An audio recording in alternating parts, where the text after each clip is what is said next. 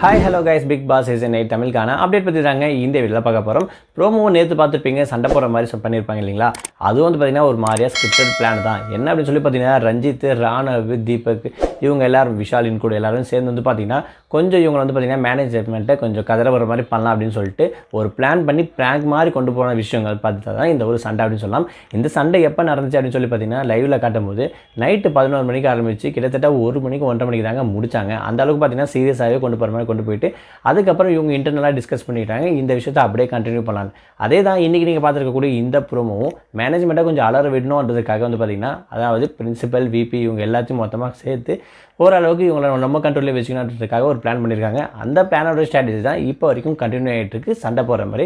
இதில் பலியாடு ஆனது யார் அப்படின்னு சொல்லி பார்த்தீங்கன்னா வேறு யாருமே இல்லைங்க, சௌந்தர்யா மட்டும்தான். ஸோ அவங்க தான் ஓவராக கத்தி எமோஷனல் ஆகி ஜாக்லின் இன்க்ளூட் அவங்க சேர்ந்து ஆளுந்து இன்னும் கொஞ்சம் ஆர்ப்பாட்டம் பண்ணிட்டாங்க. லைவில் பார்த்தவங்களுக்கு தெரிஞ்சிருக்கும். இதை பற்றி நீங்கள் என்ன நினைக்கிறீங்க? உங்களோட கமெண்ட்டாக மறக்காமல் கமெண்ட் பாக்ஸில் மென்ஷன் பண்ணுங்கள்.